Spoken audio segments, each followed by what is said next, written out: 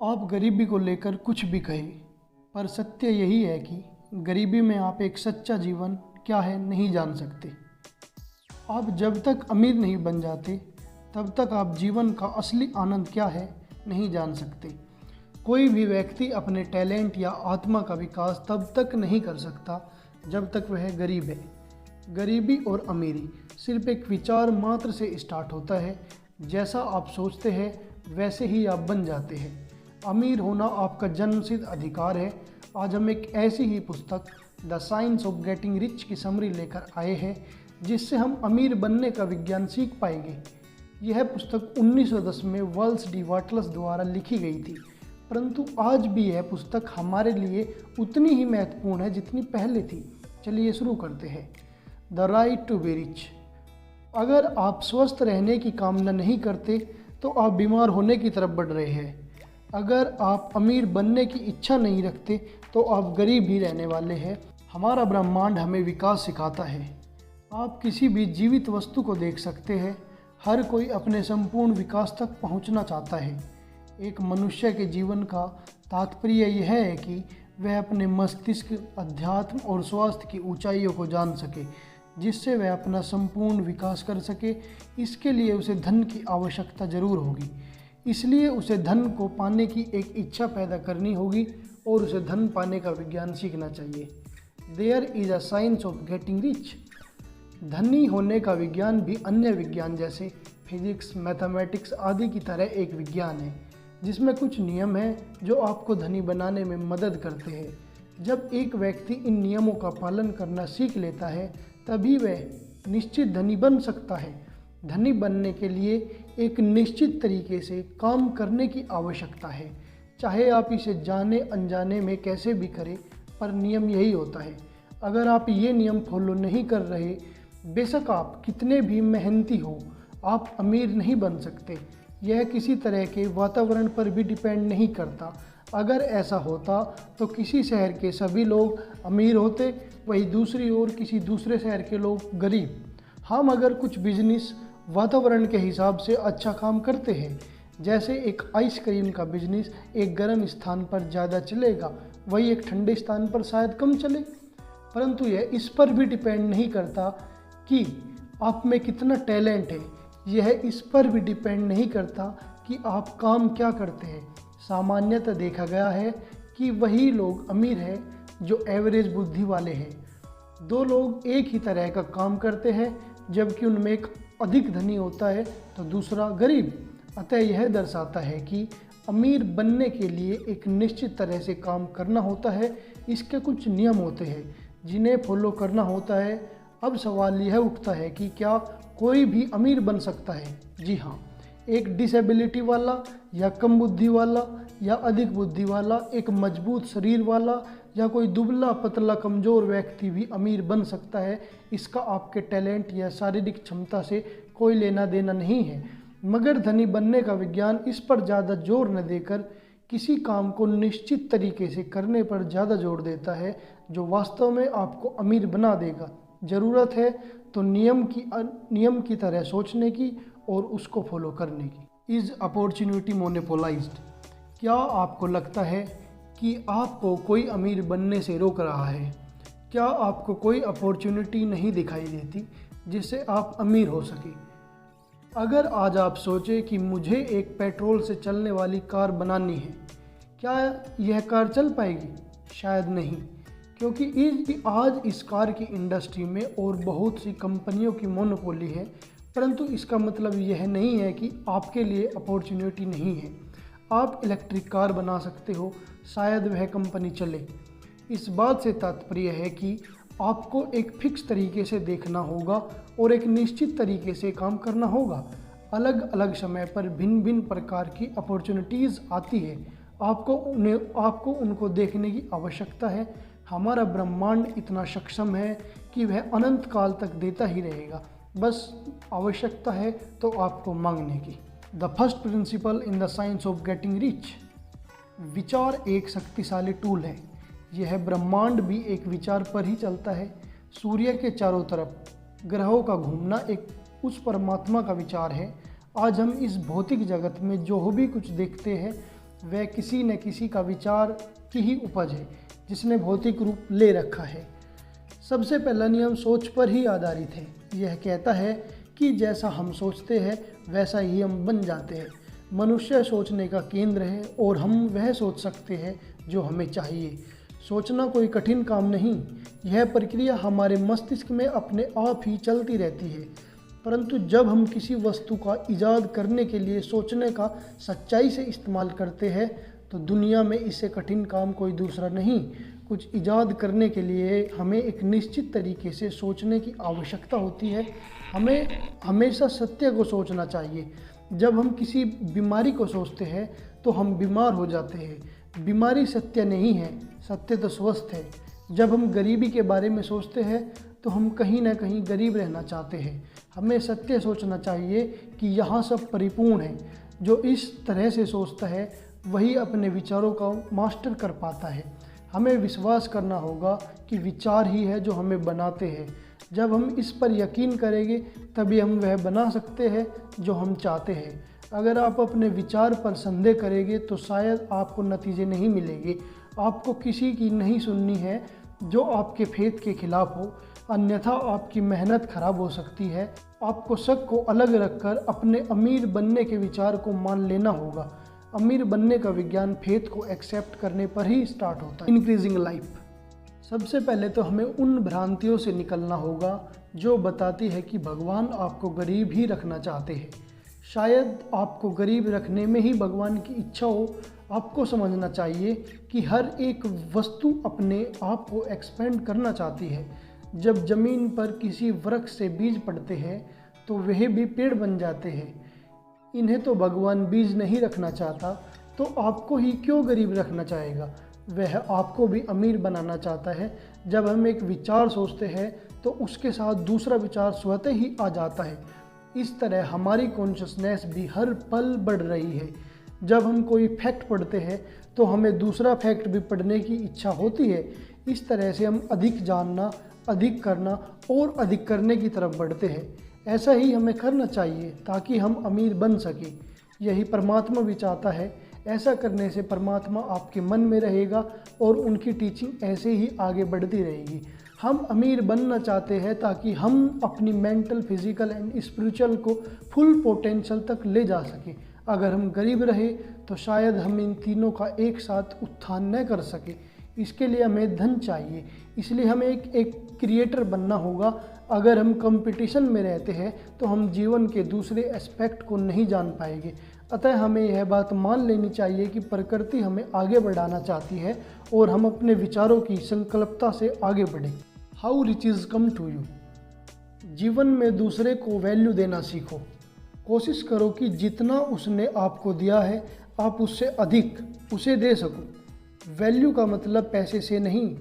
पैसा तो आप उतना ही देंगे जितना उसका मूल्य है। यहाँ वैल्यू लेखक एक उदाहरण से समझाते हैं। जैसे कि आपने कोई पुस्तक खरीदी, शायद उसका कागज़ या इंक जो उसमें यूज़ की गई है इतनी वैल्यूएबल न हो कि जितना आपने उसका मूल्य दिया हो, परंतु उस पुस्तक में जो कुछ ज्ञान दिया गया हो वो शायद उस वैल्यू से कहीं अधिक हो जो आपने दिया है। तो इस पुस्तक के लेखक ने आपको जितनी वैल्यू आपसे ली है उससे अधिक वैल्यू दी है। ऐसा ही आपको अपने जीवन में अधिक वैल्यू देने पर काम करना चाहिए।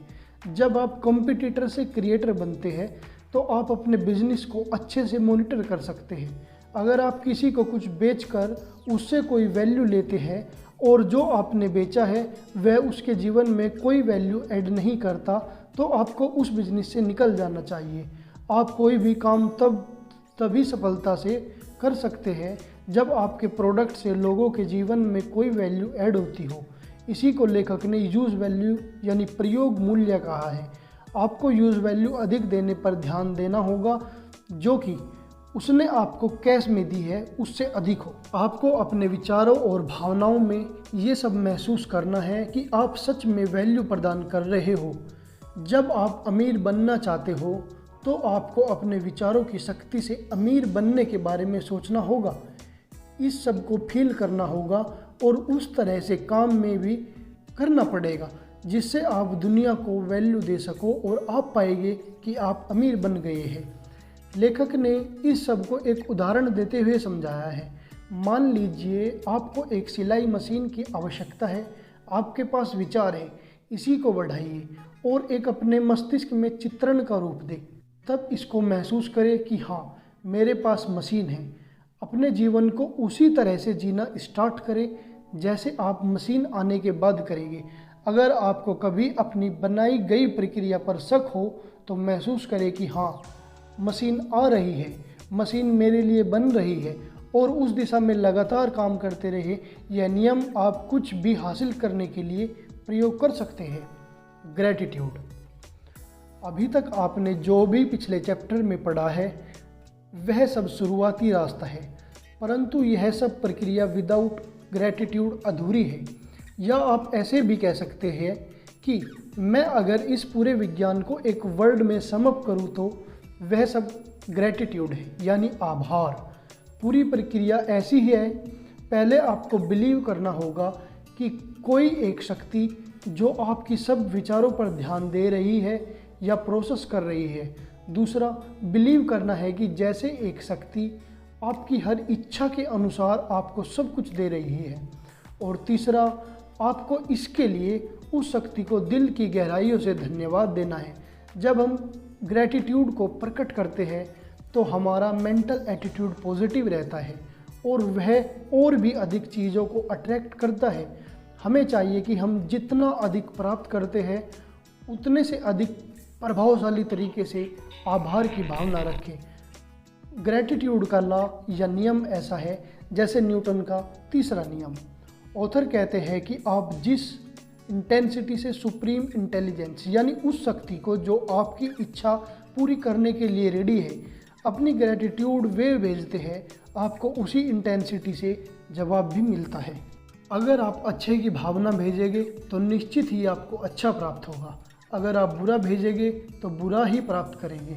अगर आपका ग्रैटिट्यूड स्ट्रॉन्ग और कंसिस्टेंट है तो आप महसूस करेंगे कि आपने जो मांगा है वह आपको कितनी जल्द मिल रहा है। भगवान जीसस ने भी कहा है कि आपको हर उस चीज़ का आभार प्रकट करना चाहिए जिसके कारण आज तुम हो। आप बिना आभार की भावना पैदा किए जीवन की ऊंचाइयों को नहीं छू सकते। आपका मन और मस्तिष्क बिना आभार प्रकट किए किसी भी चीज़ पर भरोसा नहीं करेगा, और जब तक आप उस सुप्रीम इंटेलिजेंस पर भरोसा नहीं करते तब तक आप कुछ प्राप्त नहीं कर सकते। तो आपको परमात्मा के प्रति हर रोज़ आभार प्रकट करना चाहिए। Thinking in the certain way.